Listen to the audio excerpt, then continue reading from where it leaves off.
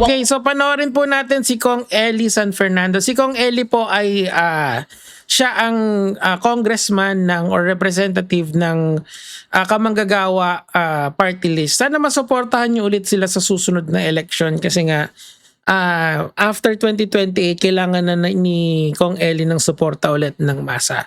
Anyway, let's keep going. Ivana Alawi, mamimigay ng 100 iPhone 17. Dapat ikaw muna ay mag-like doon sa isang online gaming platform. 2 osas bata. Na balagbag si balagbag. Millions of followers po to. Nagkalat po yung mga content creator na nagpo-promote ng online gambling.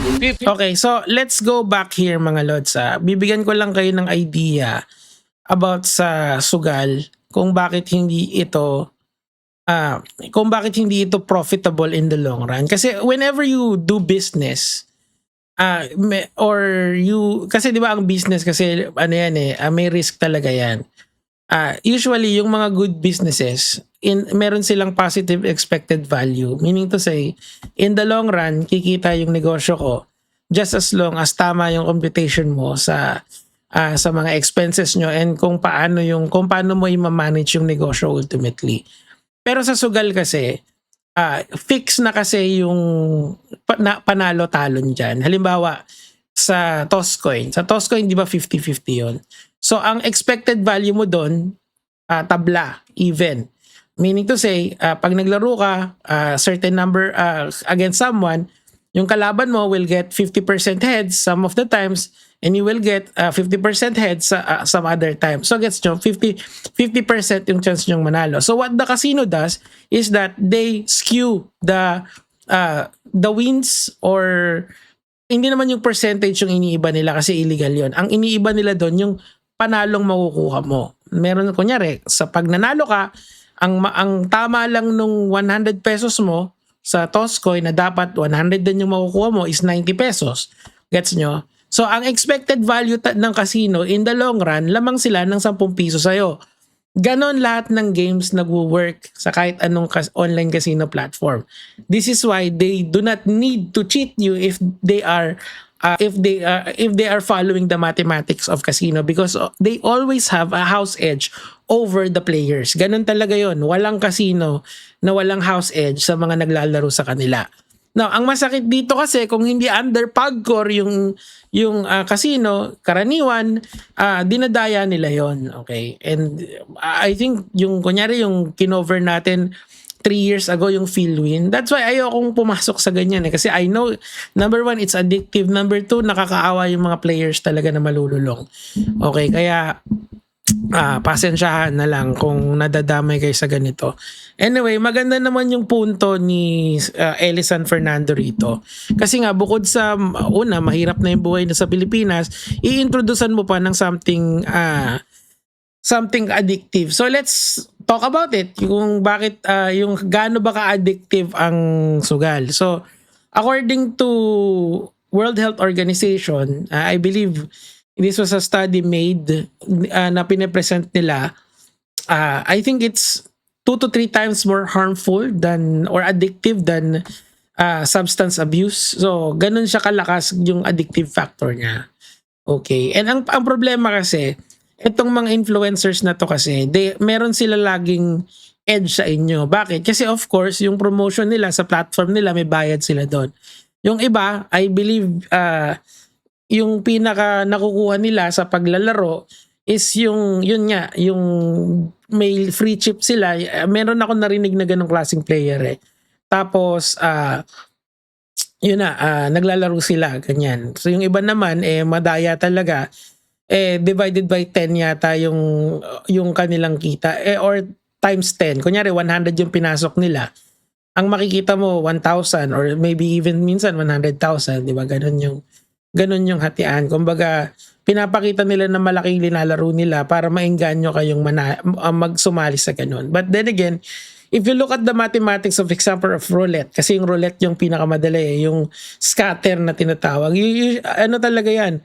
100% of the time, talo kayo dyan in the sense na pag naglaro kayo ng enough games, mapupunta lang yung pera nyo sa casino.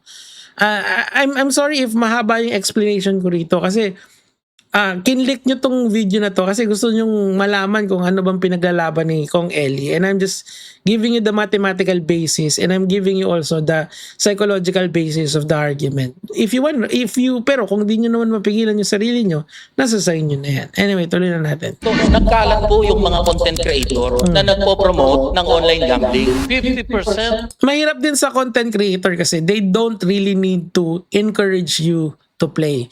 Yung iba kasi papakita lang nila na naglalaro sila, 'di ba? Merong konsepto niyan sa ABC, sa psychology, yung ABC na tinatawag.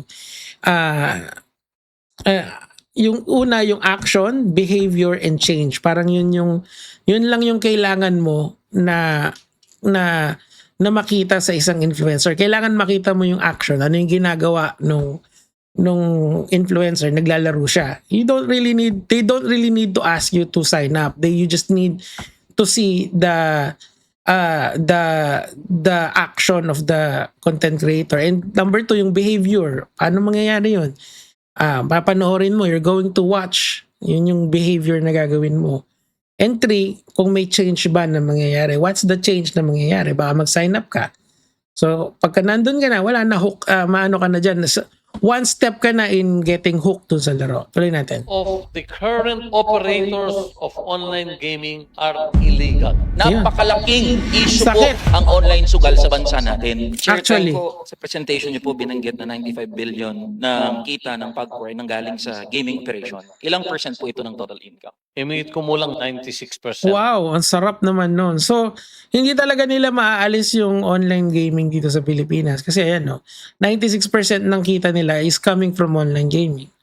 So, it's here to stay, unfortunately. Din po ng total income natin. Sa online po, ang nakarehistro po na mga customers ay meron pong 30 million. Yung pong aktibong naglalaro, mga 10 million po. Most of them ay nanggagaling sa CDE market. Mga Ayan, no, CDE yung mga gusto ng chance. Pero yung mga, ibig sabihin nito, yung mga mayayaman na, hindi na nila kailangan mag-scatter kasi manggagawa, particular, mga minimum wage earner, and low Yun. income earners po. Tama po ba? oo. Tama po, Your Honor. Noong July 2025 po, may pinirmahan na Memorandum of Understanding ang PAGCOR at ang Ad Standard Council. Ano yung mga sakop po nito? Una, hindi na po pwedeng mag-advertise ng lantaran ang anumang uri ng online gaming operator, maski yung land-based casinos natin. Pangalawa, Hindi na pwede sila sa billboards, pero ang workaround niyan sa online. Yun lang, masakit yun. hindi na po pwedeng mag-advertise kung hindi dumadaan sa Ad Standards Council. Sa mga advertisements na nakikita natin, Pero yung mga naglalaro kasi, malakas yun eh. And kapag illegal yung casino kasi, hindi kasi siya, pag illegal yung casino, hindi niya na kailangan dumaan sa ad standard. Problema kasi talaga ng casino dito sa Pilipinas is, paano mo siya pupulisin? Yun kasi yun eh. Ako kasi naiintindihan ko yung mga kapwa ko content creator. Kasi sobrang bilis ng pera dyan. Sobrang bilis ng pera talaga dyan. Promise ko sa inyo. Kapag malakas yung online casino mo, parang ganito, balikan nyo yung nangyari sa Mobile Legends community.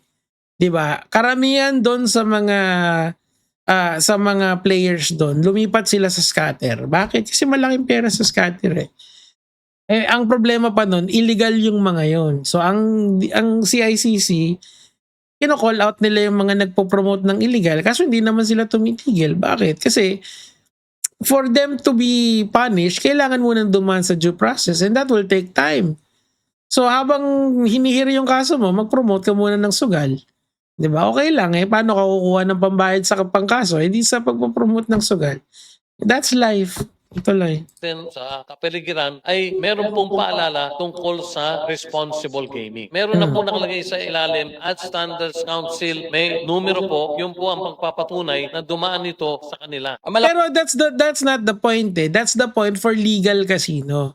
Sabi dito, di ba, 50% ng mga is illegal. So meaning, yung mga yon hindi yun dadaan talaga sa ads. Sakit naman nun. Yung problema po natin, nagkalat po yung mga content creator na nagpo-promote ng Gagi si Osas pa talaga yung yung ginawang example. online gambling. At ito pong mga content Binalagbag. creator na to, hindi sumusunod doon sa regulation as set by PAGCOR and the Ad Standard Council. Halimbawa, Ivana Alawi, mamimigay ng 100 iPhone 17, dapat ikaw muna ay mag-subscribe o mag-like doon sa isang online gaming platform. So, inano na si ano dyan, binigyan na ng 1 million na parusa. Kaso that's a lit niyan sa kinita niya Ivana, Diyos ko. Tawang Osas Bata, millions of followers po to. At Binalagbag wala po si kahit Balagbag. saan dito yung pagsunod doon sa sinasabi po na pinag-uusapan natin kanina at Standard Council, authority approval po mula sa PAGCOR. Kasi ang problema kasi, if the casino is halimbawa is illegal, hindi talaga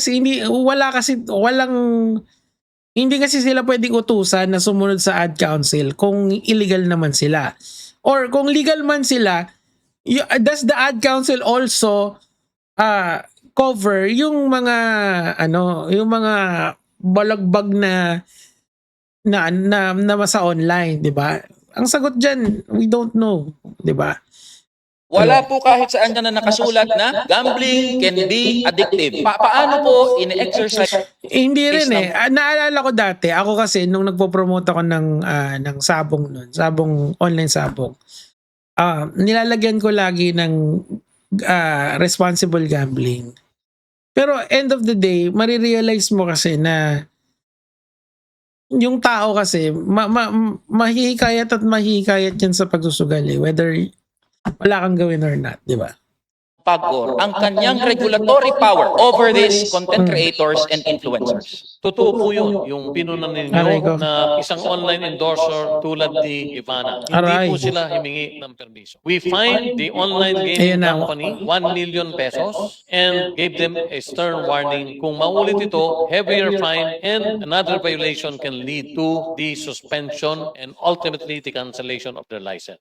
Siguro kung ikaw yung nag-ano ng negosyo, parang kinumpute mo na siguro yan. Kasi totoo lang, Lods, malaki yung linlabas nila na pera doon sa iPhone.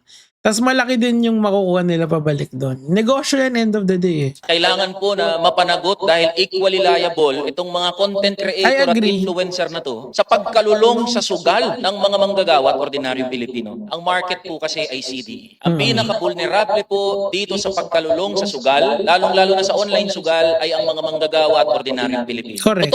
Ano yan, naalala ko yung isang trabahante namin dito. Sinabi ng asawa niya sa akin na naglalaro daw ng scatter pagkatapos ng trabaho. Pagkasahod, kasi minsan kasi pagka may pagawa ako, ang bayad ko doon, pakyawan. So, minsan bumabali ng kalahati. Sasabihin nung asawa nun sa akin, "Sir, huwag mo nang bigyan kasi pinangi-scatter lang. Bigay mo na lang kapag padaanin daw sa kanya muna." Well, ganun talaga buhay. Opo, na personal na choice kung ikaw ay magsusugal o hindi. Pero para sa isang gipit na manggagawa, makikita niya halimbawa si Ivana Alawi, si Vice Ganda, si Big Soto na magpo-promote ng sugal, aakalain nila na po pwede naman pala kaming magsugal para lang makatawid dito sa aming pangangailangan sa aming bahay. Yan yung hirap kasi, yung iba kasing nagpo-promote ng sugal. Hindi nila sabihin yung totoo na wala kang kikitain dyan, natalo ka pa. Napakalaking issue po ang online sugal sa bansa natin. Marami po ang nalululong, marami pong mga manggagawa ang nagsasangla. Dating may Correct. kotse, ngayon may motor. Dating may motor, hahatakin yung motor. Grabe po ang social harm at social cost ng pagkalulong sa sugal. At Yung social cost, yan yung importanteng term dito. Dahil, yes, malaki yung pinapasok na pera ng sugal. Pero merong rin siyang social cost na tinatawag. You get more addictive people na eventually, baka they turn to criminality pag walang-wala na sila. natutuwa po ako dahil kaisa po natin ang PAGCOR para sawatahin itong mga content creator na nagpo-promote, walang habas na nagpo-promote. Kailangan nila ng dyan, palagay ko kailangan nila ng enabling law kasi sa tingin ko wala talaga eh. Anyway, congratulations kay Kong Eli, talagang matindi to. Kasi napasagot niya si Ivana at saka si Zian Gasa, which we will tackle in future episodes. Gaya mga lods.